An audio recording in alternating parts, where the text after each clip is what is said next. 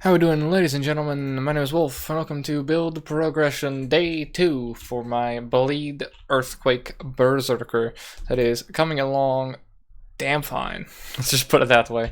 I have a Tier 2 Strand map here to showcase gameplay. We'll do that in just a minute. It is also Beyond, so it's going to have a shit ton of mobs basically everywhere. So it's going to be really good for Earthquake, and that's how I'm going to showcase the character. All in all, I've been having a great time with it. And of course, it is my one character for the league, and over the past couple of days, I guess, well, day or so. I'll give you my slash played. We're looking at a day and 2 hours. We're looking at 26 hours. We have a 6 link. Yeah. So I'll explain how I got that in just a little bit. And I'll also direct you to the series of that showcases how I got it once that comes out. It will be probably a couple of weeks, but still. Yeah, I've been loving the character so far, genuinely. It is a bit odd playing bleed characters. Ooh, we got a Delirium. Alright, let's go for it. This will be perfect. We got Delirium, Beyond. Holy, there's so much stuff that my game just does not want to do it. Okay, we gotta make sure we do not die, or I'm gonna be big sad. I'm gonna have to run all the way back through the map picking up loot this whole time, but whatever. So I'm gonna kind of pay attention. You don't really need to. But you just need to make sure you don't stand in things if possible. It's Delirium, so always stay moving, right? Piano your Flasks, or make a macro if you're one of those types of people. I'm not gonna say anything otherwise, personally. I'm gonna be Switzerland because streamer, but all I'd say is I wouldn't blame you. I'll be honest. Oh, there's way too many mechanics. The GGG Classic, we don't know how to make difficulty, so we make frame drop instead. Grab that. Make sure we're war crying when we're near a rare or a unique, because then we get a bunch of rage. Walk over all these eggs. Keep in mind, we also have Beyond going. I'm gonna double back through the map. Like, this is a very juicy map. I didn't expect to get this when I was picking a map to showcase to you. But yeah, if you can see at the top of my screen, you can see all the buffs I'm currently achieving on this character. So I think it is relatively okay. Keep in mind, obviously this is only a tier 2 map, but with the amount of shit that I have, that I'm able to clear relatively simply, I think you can get my idea. Oh, Crackling Sky spawned. Oh shit. Where'd my cloud go? No, I lost the cloud! Oh, big sad. Well, there's a bit of gear there. I'm not even mapping with item rarity support. I was supposed to switch back to it, but yo, I'm actually giga sad that I lost that. But yeah, so that's the character. Clears pretty damn well and doesn't really have any issues with dying at the moment. Most of that has come from a couple of different things. I have my resists sorted out now, kind of. Grab the cluster jewel and grab all the currency. Hits against chilled enemies, deal bonus damage. Meh. Not a bad piece particularly, but not what I am currently looking for. And let's have a little bit of a backtrack through, because there was a unique that dropped back there. I am actually really sad I didn't keep Delirium going until the boss, but oh well. Is that Rain of Splinters? I believe so. I'll check through it after this. I'll pop my way back.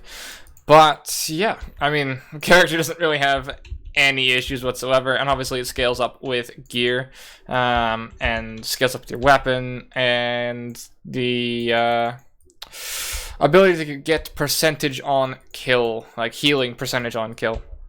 You could also get like Rampage in this. You can get so much cool stuff to just make the character that much more satisfying, which I am hoping to eventually get. So rather than clearing out the rest of the map, I'm just gonna have a talk about said character. To cover the gear, I'm still using the same axe as before, but you'll notice it's missing something.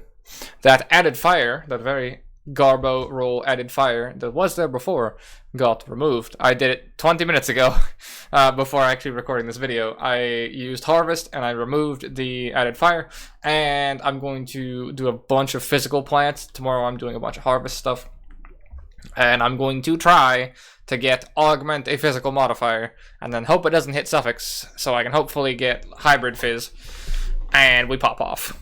Now, even more so, that could be cool, is if I get 2 uses of it, I augment Hybrid Fizz, I remove the craft that's on here, augment again, and then augment Added Fizz, and then try and find a quality suffix from Betrayal, and then we're really out here. And then I quality it with Hillock, and might have a god weapon, just maybe. It's already getting there. But still. The 6th link is a corrupted 6th link with life to res, strength for extra life as well. I was farming a bunch of vol fragments. I talked about this in one of my previous League Start guide video. And I'm also going to be showing this off in my Wolfian's guide, or Wolfian's endgame guide to everything. This is found in, I believe, episode 2 or 3. I believe it was 3. Essentially, I farmed a bunch of vol fragments with item rarity support, and as a result, I ended up dropping a 6 link. I ran about 30 fragments, and I dropped 3 6 links and a 5 link. This was the one that was usable for me. Its coloring blows ass. We'll put it that way, because we only have 2 reds. My planned setup is 6 red. So I'm currently working towards getting vols and the a ton of chromes, so I can roll this 6 red, and then we're really in business, because I have a rather good, and I mean just like, it's high life 2 res with strength. This is, if I get this 6 red, this is the chess piece for the rest of the league, I think. Unless I wind up getting like an Elder Astral Plate or some stupid shit like that. That's the only other way I would end up replacing this. And even then I would have to 6 link the Elder Astral Plate, which, I don't know about that one. So, this is insane. I recommend you do the exact same thing, which is just farm vol fragments to get 6 links. And yeah, that's how you get something like this. With a bit of luck, obviously. I was very lucky to get this.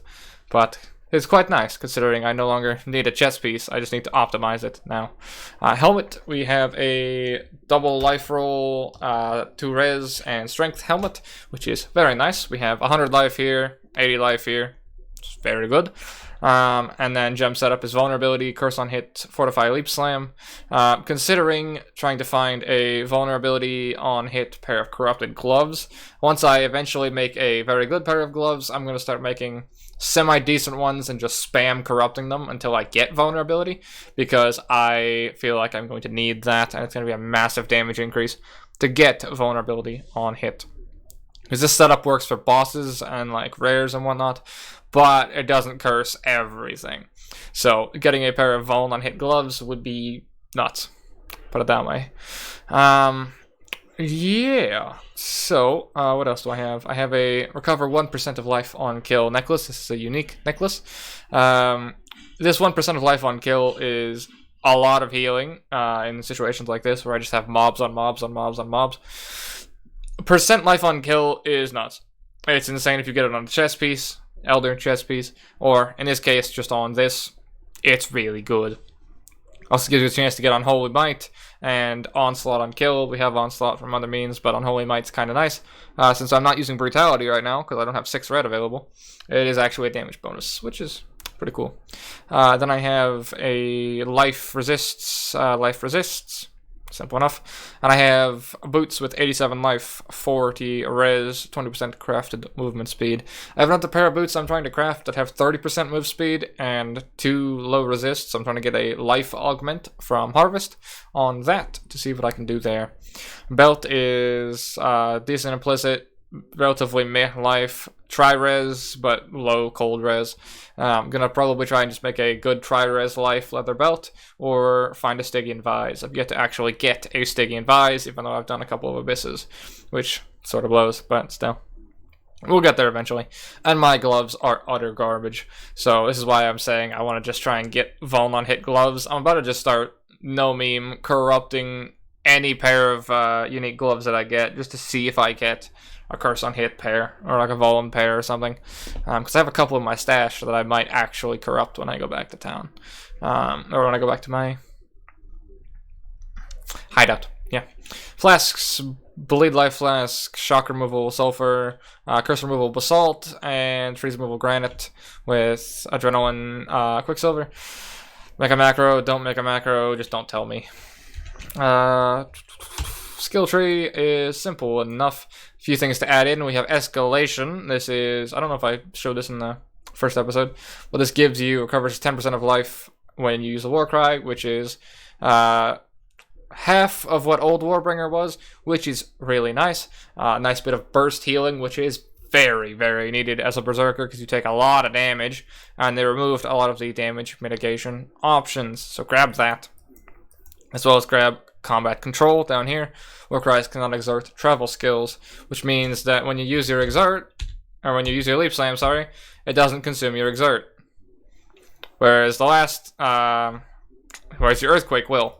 Because Leap Slam is classed as a slam skill, so it will consume exerts if you don't have this node, which directly loses you flat damage on your Earthquake. So take this 1-pointer, fix that problem. Other than that, I have Vitality Void for a bit of extra leech because I found I needed it when I had lower HP. I don't know if I still need it. I will update you on that. And we're working towards a Cluster Jewel, and I'm banking the rest of my points because we are 79 at the moment, hoping to go for 85 plus. It's the one character. I don't think I'm going to go for 100, but see how high I can get, right? The less I die, the just higher XP I get in general. Yeah, so I'm going to bank the rest of those, and yeah, Pantheons, I forgot these existed before, but I'm going Lunaris and Grithcole. You can do the Flask one, or the Bleed one if you're doing lab. I haven't gotten third lab yet, I'm 2 of 6, so we'll get there eventually. But these two both give you physical mitigation when you're in the middle of a pack. So we get like 13%, 12 or 13% while in the middle of a pack and having taken some damage. So it's not all that bad. A couple of other things I've changed in the link setups to optimize a little bit. I have casting damage taken Stone Golem, and then Endurance Charge on melee stun Vengeance. This is giving me endurance charges 24/7 basically when I'm in the middle of a pack because I'm getting smacked by something. Vengeance is going off, it's doing an AoE, it's doing pretty good damage because my weapon's rather well loaded and I have a pretty okay stun chance, so it stuns them and then it gives me endurance charges and it keeps it up, or it keeps me at cap endurance charges at 24/7 basically, unless we're on a boss, then we don't get charges generally. So that's really nice for getting that little bit of extra physical mitigation, as well as a bit of extra all resist, so if you get cursed, you're not completely dead.